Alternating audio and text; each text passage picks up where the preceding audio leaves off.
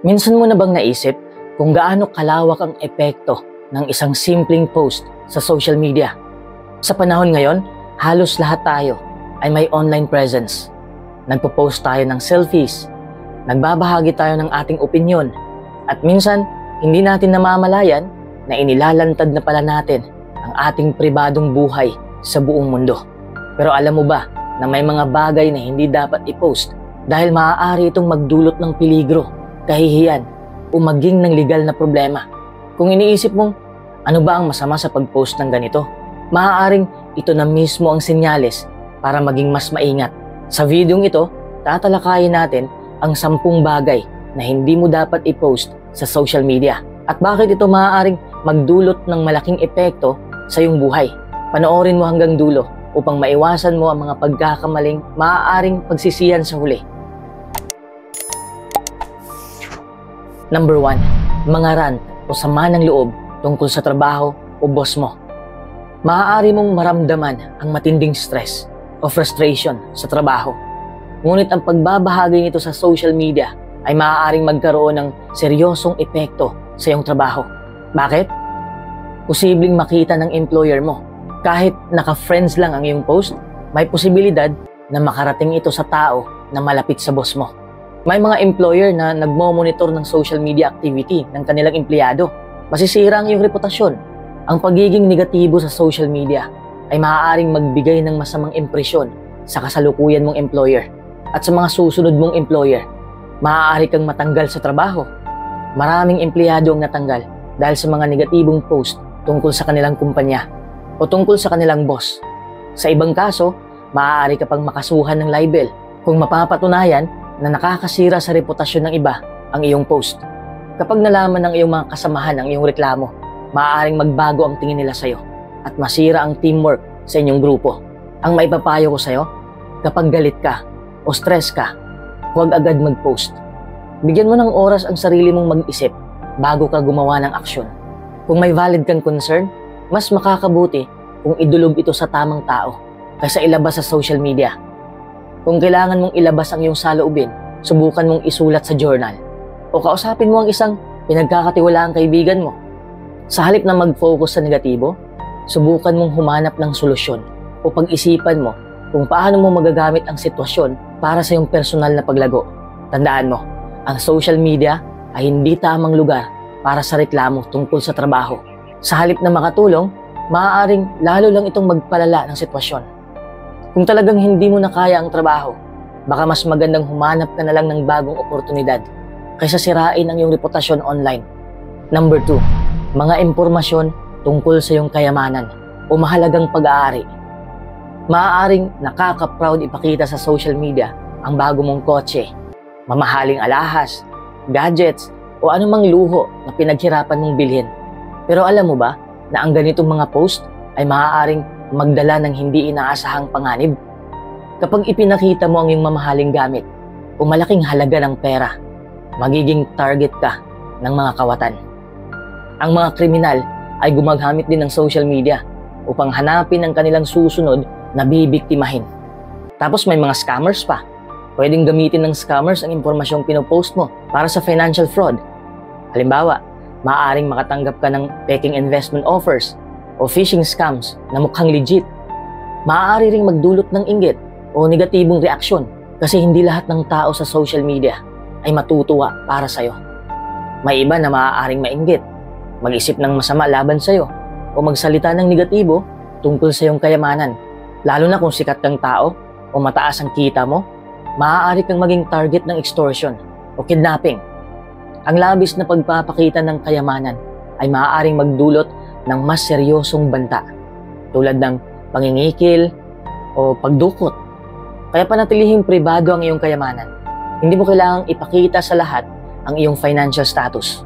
Mas mabuti ng simple kaysa maging target ng masasamang loob. Kung bibili ka ng mamahaling gamit, huwag itong i-post kagad. Mas mabuting maghintay ka muna o huwag nang i-post kung hindi naman talaga kailangan. Kung talagang gusto mong mag-post, siguraduhin mo na hindi mo inilalantad ang mahalagang impormasyon tulad ng address mo, presyo o eksaktong halaga ng iyong ari-arian. I-check mo kung sino ang nakakakita ng iyong mga post. Siguraduhin mo na ang iyong privacy settings ay hindi bukas sa publiko kung ayaw mo makita ito ng hindi mo kilala. Tandaan mo, hindi kailangang ipakita ang lahat ng bagay sa social media. Minsan, ang pagiging low-key at maingat ay mas makakatulong upang mapanatili ang iyong seguridad at proteksyon laban sa posibleng panganib. Number 3, mga negatibong komento o pambabatikos sa ibang tao. Sa social media, madali tayong mahulog sa bitag ng pagbibigay ng negatibong komento o pambabatikos sa iba, lalo na kung hindi tayo sang-ayon sa kanilang opinyon o kilos. Ngunit bago ka mag-post o magkomento ng anumang bagay na maaaring makasakit sa iba, isipin mo muna ang mga maaaring maging epekto nito. Una, maaari kang maging bahagi ng cyberbullying. Kapag nag-post ka ng masasakit na salita laban sa isang tao, maaaring tingnan ito bilang cyberbullying. Ang ganitong gawain ay may seryosong epekto sa mental health ng biktima at maaari pang magdulot ng depresyon o anxiety. Pangalawa, pwedeng bumalik sa iyo ang negatibong epekto. Ang sinasabi natin online ay maaaring gamitin laban sa atin sa hinaharap. Maraming taong napahamak o nawala sa trabaho dahil sa kanilang masasakit na komento noon. Tandaan mo, the internet never forgets. Pangatlo, maaari kang mademanda. Sa ilalim ng Cybercrime Prevention Act of 2012 sa Pilipinas or RA 10175, ang paninirang puri, hate speech at iba pang uri ng paninirang reputasyon ay maaaring magdala ng legal na kaso. Pang-apat, makakasira ka ng relasyon. Hindi natin alam kung sino ang makakabasa ng ating mga post. Isang negatibong komento mo ay maaaring magdulot ng away sa pamilya, kaibigan o maging sa mga katrabaho. Panglima, nakakaapekto rin sa iyong reputasyon. Ang pagiging mapanira sa social media ay maaaring makasira sa iyong personal at professional na imahe. Maaaring makita ito ng iyong future employer, kliyente o iba pang taong maaaring makatulong sa iyo sa hinaharap. Kaya mag-isip ka ng maraming beses bago ka mag-post. Tanungin mo ang sarili mo, makakatulong ba ito sa iba? May mabuting epekto ba ito? Kung ako ang makakatanggap ng ganitong komento, ano kayang mararamdaman ko? Gamitin mo ang social media sa positibong paraan. Imbis na mang-bash, bakit hindi ka nalang gumamit ng social media upang magbigay ng inspirasyon, magbahagi ka ng kaalaman mo, o suportahan mo ang ibang tao? Kung may hindi ka nagustuhan sa isang tao, mas mainam na kausapin siya ng pribado kaysa ilantad ito sa social media. Hindi kailangang makisali sa online hate o pambabatikos. Ang pagbibigay ng tamang impormasyon at pag-unawa sa magkabilang panig ay mas produktibong paraan ng pakikitungo sa issue. Tandaan mo, ang bawat salitang inilalabas natin sa social media ay may epekto. Piliin nating gamitin ang ating boses para sa kabutihan, hindi para sa paninira. Dahil sa dulo, ang pagiging mabuti online ay sumasalamin sa kung sino tayo sa totoong buhay. Number 4, mga opinyong napaka-kontrobersyal o mapanirang pahayag. Sa panahon ngayon, madaling maglabas ng opinyon sa social media. Ngunit hindi lahat ng pananaw ay dapat i-post, lalo na kung ito ay maaaring magdulot ng alitan, pagkakawatak-watak o legal na problema. Ang mga kontrobersyal na opinyon, lalo na tungkol sa relihiyon, politika, lahi, kasarian, at iba pang sensitibong paksa ay maaaring magdulot ng matinding debate. Sa halip na makipagdiskusyon ng maayos, maraming taong nagiging emotional at nauuwi ito sa hate speech at pag-aaway.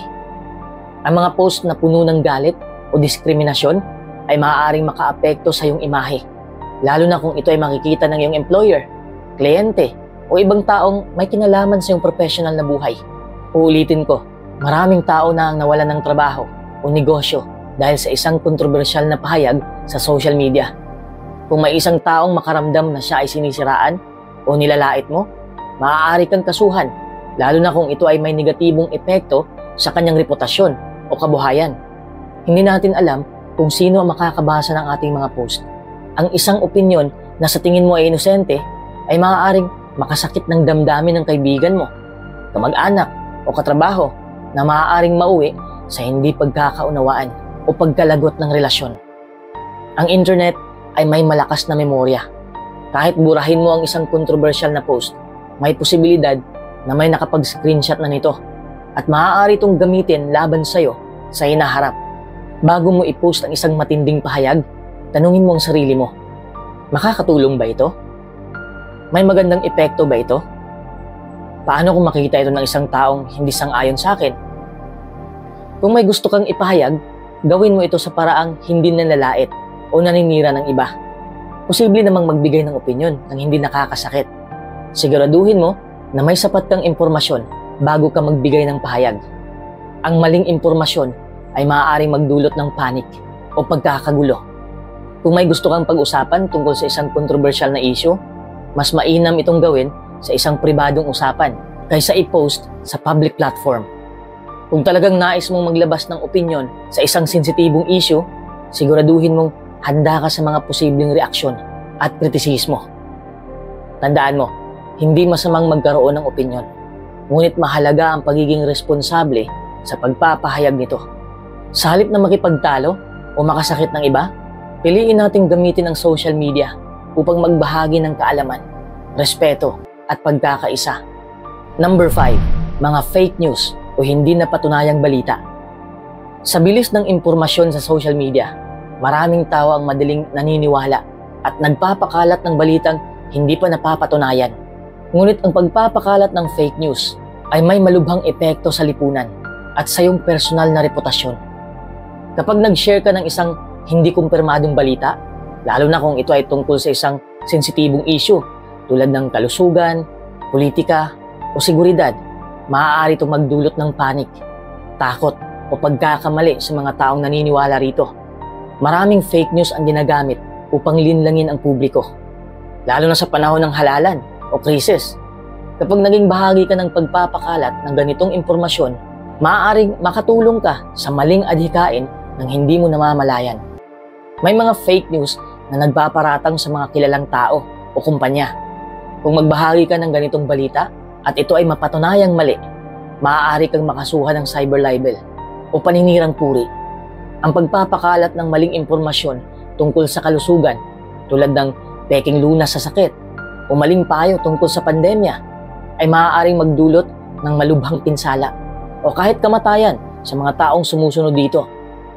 Kapag palagi kang nagbabahagi ng hindi kumpirmadong balita, maaaring mawalan ng tiwala sa iyo ang iyong mga kaibigan, pamilya, o maging ang iyong mga taga-subaybay sa social media. Bago ka mag-share, siguraduhin mo na galing ito sa reliable sources o kilalang sources tulad ng mga major news agencies, government websites, o eksperto sa larangan. Maraming fake news ang gumagamit ng nakakapukaw na headlines para mag-viral. Huwag agad maniwala sa isang balita kung ang layunin lang nito ay magpasiklab ng emosyon. Minsan, ang headline ay misleading o kulang sa konteksto. Basahin mo muna ang buong balita bago mo ito ipakalat. Kung hindi ka sigurado sa isang balita, mas mabuting huwag na lang itong i-post. Sa halip, hikayatin ang ibang tao na maging mapanuri rin sa impormasyong kanilang natatanggap. Tandaan mo, ang social media ay isang makapangyarihang kasangkapan sa pagpapakalat ng impormasyon. Gamitin natin ito ng may responsibilidad upang maiwasan ang maling impormasyon na maaaring makasama sa iba. Sa halip na maging bahagi ng problema, piliin nating maging bahagi ng solusyon. Number 6, impormasyon tungkol sa iyong mga anak. Para po ito sa mga magulang na nanonood ngayon. Wala pa akong anak kaya para sa inyo to. Normal lang na ipagmalaki ang inyong mga anak sa social media. Mula sa kanilang unang hakbang, achievements, at masasayang moments. Ngunit, ang labis na pagbabahagi ng impormasyon tungkol sa kanila ay maaaring maglagay sa kanila sa peligro. May mga masasamang loob tulad ng online predators at child traffickers na nagmamanman sa social media upang makahanap ng posibleng biktima. Ang simpleng pag-post ng larawan ng iyong anak na may kasamang pangalan, paaralan o lokasyon ay maaaring magamit upang sundan sila o subaybayan sila. Ang pagbabahagi ng mahalagang detalye tulad ng buong pangalan, birthday o anumang personal na impormasyon ng inyong anak ay maaaring gamitin ng scammers upang gumawa ng peking pagkakakilanlan sa hinaharap. Ang mga batang lumalaki sa digital age ay walang kontrol sa kung anong impormasyon ang ibinabahagi ng kanilang magulang tungkol sa kanila. Sa hinaharap, maaaring hindi sila komportable na makitang nakapost online ang kanilang mga baby pictures o personal na kwento. Ang mga larawang inosente para sa'yo ay maaaring gawing dahilan ng pang-aasar o bullying sa paaralan kapag natuklasan ito ng kanilang mga kaklase o ibang bata. Kapag ang isang bagay ay naipost na sa internet, mahirap na itong burahin. Kahit i-delete mo ito sa iyong account, maaaring may ibang tao na nakapag-screenshot na nito o na-save ito sa ibang platform. Kaya huwag mong ibahagi ang kanilang birth date, address, paaralan o lokasyon upang hindi sila madaling matrack ng iba. Siguraduhin mong naka-private ang iyong post at limitado lang sa mga taong kilala mo ang nakakakita nito.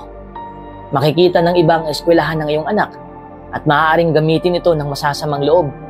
Ang mga larawan ng iyong anak na naka-diaper o nakahubad ay maaaring abusuhin ng mga child predators. Bago ka mag-post, itanong mo sa kanila kung komportable ba sila sa larawang yun. Ito ay isang paraan upang turuan sila ng digital responsibility. Tandaan mo, ang pagiging proud sa ating mga anak ay natural, pero mas mahalaga ang kanilang kaligtasan at privacy. Sa halip na i-post ang bawat detalye ng kanilang buhay, mas mabuting i-enjoy na lang ito ng personal at iwasan mo ang pagbabahagi ng sobrang impormasyon na maaaring magdulot ng panganib sa kanila. Number 7. Mga bastos o hindi angkop na larawan o video. Sa panahon ngayon, napakadaling kumuha ng larawan o video at i-upload ito sa social media. Ngunit hindi lahat ng content ay dapat i-post, lalo na kung ito ay maaaring makasira sa iyong reputasyon, magdulot ng kahihiyan, o magamit laban sa iyo sa hinaharap. Maraming employer at recruitment agencies ang nag-check ng social media accounts ng mga aplikante. Kung may makita silang malaswa o hindi professional na content, maaaring hindi ka matanggap sa trabaho o mawalan ka ng oportunidad. Ang post ng sensitibong larawan o video ay maaaring gawing dahilan ng pang-aasar, pambabash o cyberbullying. May mga taong maaaring gamitin ito upang pahiyain ka o sirain ang iyong pangalan. May mga kaso kung saan ang pribadong larawan o video ay ginamit upang takutin ng isang tao. Ang mga online scammers at hackers ay maaaring gamitin ito upang humingi ng pera o iba pang pabor kapalit ng hindi pagkalat ng content. Bago ka mag-post, isipin mo muna kung paano ito makakaapekto sa iyo sa loob ng 5 o 10 taon. Kung sa tingin mo ay hindi mo gugustuhin makita ito ng iyong pamilya, iyong boss o future employer, huwag na lang itong i-post. Kahit pribadong mensahe ito, walang garantiya na hindi ito ipapasa o gagamitin laban sa iyo. Maraming viral trends ang maaaring mapanlinlang. Huwag basta-basta sumunod sa uso kung ito ay maaaring maglagay sa iyo sa alanganin. Maraming taong nakapag-post ng hindi ka nais-nais na content habang lasing o wala sa tamang pag-iisip. Siguraduhin kontrolado mo ang iyong sarili bago gumamit ng social media. Tandaan mo, ang social media ay isang pampublikong espasyo. Anumang i-post mo ay maaaring makita ng buong mundo. Kahit pa sa tingin mo ay pribado ito, protektahan mo ang iyong sarili at ang iyong reputasyon sa pamamagitan ng pagiging responsable sa bawat post na ginagawa mo. Number 8. Mga personal na impormasyon, address, contact number, at iba pa. Sa digital age, maraming tao ang hindi nag-aalalang magbahagi ng kanilang personal na impormasyon sa social media. Ngunit ang simpleng pagpo-post ng iyong address, contact number, email, o iba pang personal na detalye ay maaaring maglagay sa iyo sa panganib. Ang iyong contact number at email ay maaaring gamitin ng mga hacker upang magnakaw ng iyong pagkakakilanlan, hijackin ang iyong social media o bank accounts, o gamitin sa mga phishing scams. Kapag ibinahagi mo ang iyong address o lokasyon, mas madali kang mahanap ng masasamang loob. Maaari itong maglagay sa iyo o sa iyong pamilya sa panganib ng pagnanakaw, stalking, o iba pang krimen. Halimbawa, nag-post ka ng iyong address at vacation plans. Ipinapakita mo sa mga posibleng kriminal na wala ka sa bahay nyo at maaaring pasukin nila ito. Ang simpleng impormasyon tulad ng birth date, full name, at school o workplace ay maaaring gamitin ng iba upang magpanggap bilang ikaw at gumawa ng illegal na transaksyon sa iyong pangalan. Ang paglalagay ng iyong contact details online ay maaaring gamitin ng mga telemarketers o spammers upang padalhan ka ng mga scam calls, phishing emails, o junk messages. Kahit mukhang harmless, maaaring magamit ito ng masasamang loob laban sa iyo. Halimbawa, kung madalas kang magpo-post ng iyong location at oras ng pag-alis at pag-uwi, maaaring gamitin ito upang subaybayan ka nang hindi mo nalalaman. I-check mo kung sino lang ang may access sa iyong personal na impormasyon. Huwag hayaan na kahit sino ay makakita ng iyong contact details. Maraming social media quizzes ang nagtatanong ng mga detalyeng maaaring gamitin upang mahulaan ang iyong security questions. Siguraduhin mo na hindi nakadisplay sa iyong social media bio ang iyong phone number, email, o address. Tandaan mo, ang privacy at seguridad mo ay nasa iyong mga kamay. Huwag hayaang makompromiso ang iyong personal na impormasyon dahil lamang sa isang simpleng post. Maging maingat at responsable sa lahat ng ibinabahagi mo sa social media.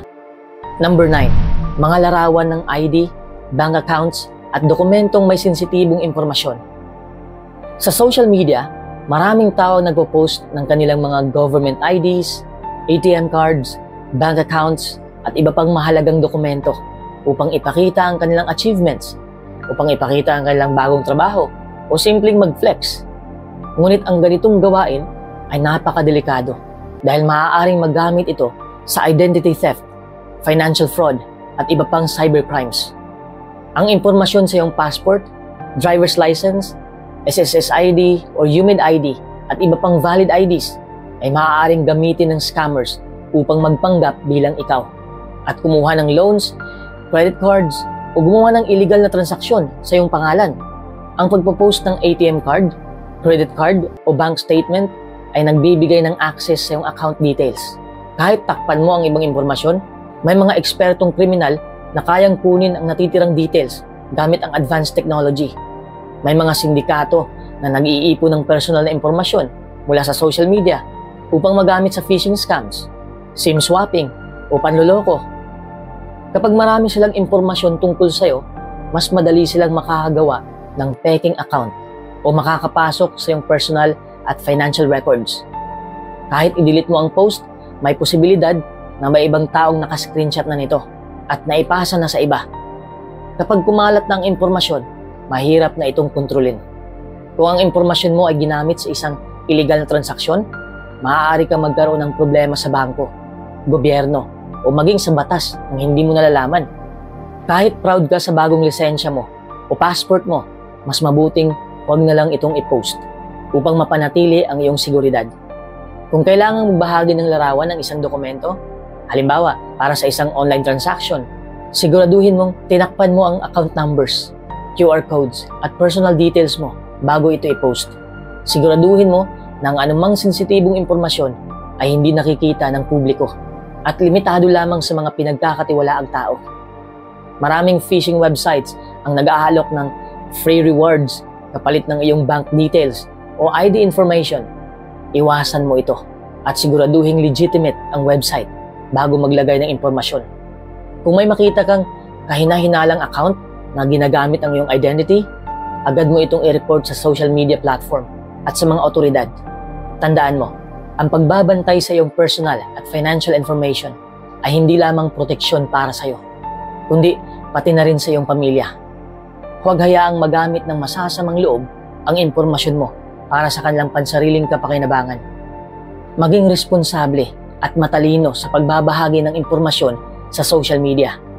Number 10. Mga detalye ng iyong bakasyon o kasalukuyang lokasyon. Marami sa atin ang mahilig magbahagi ng ating mga travel experiences sa social media. Mula sa airport check-in, hotel accommodations, hanggang sa mismong itinerary ng ating bakasyon. Pero alam mo ba na ang pagpo-post ng iyong kasalukuyang lokasyon ay maaaring magdulot ng panganib sa iyong seguridad at privacy. Kapag ipinost mo na wala ka sa bahay dahil nasa ibang bansa ka o sa ibang lugar ka, binibigyan mo ng pagkakataon ang masasamang loob na targetin ang iyong bahay para sa pagnanakaw. Ang real-time na pagpo-post ng iyong lokasyon ay maaaring gamitin ng mga stalkers o o masasamang loob upang subaybayan ang iyong kilos at mahulaan kung saan ka susunod na pupunta.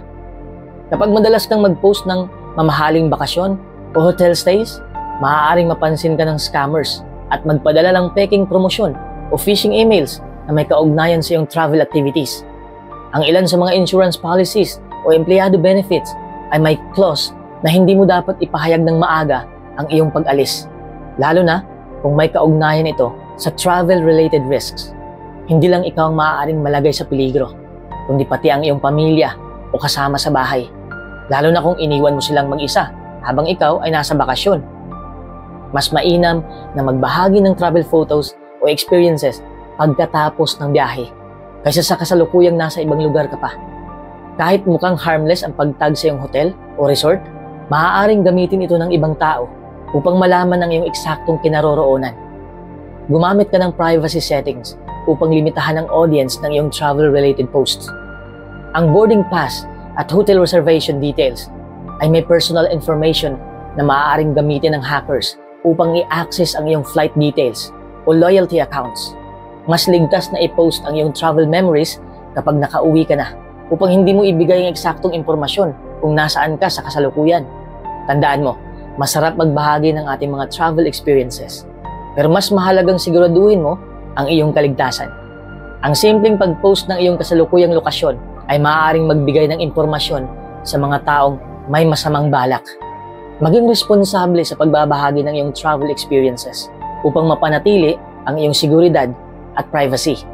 Ang social media ay isang makapangyarihang platform na maaaring gamitin sa mabuti o masama. Bilang isang responsable at maingat na netizen, nararapat lamang na pag-isipan nating mabuti ang ating mga ipopost. Tandaan mo, anuman ang ilagay natin sa internet ay maaaring manatili magpakailanman.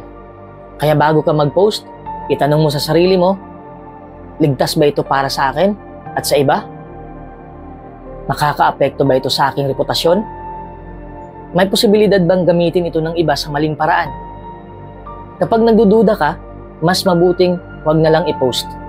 Sa ganitong paraan, mapoprotektahan natin ang ating sarili at ang ating mga mahal sa buhay mula sa anumang panganib sa social media. Ikaw, may na-post ka na bang pinagsisihan mo? Sa dami ng nangyayari sa social media, hindi natin minsan napapansin kung alin ang dapat at hindi dapat i-post. Ang isang simpleng post ay maaaring makaapekto sa ating seguridad, reputasyon, at maging sa ating kinabukasan. Ngayon, gusto kong marinig ang opinyon mo. Ano sa tingin mo ang pinakamahalagang bagay na dapat iwasan sa pagpo-post sa social media? Meron ka bang karanasan na gusto mong ibahagi? I-comment mo sa ibaba at pag-usapan natin.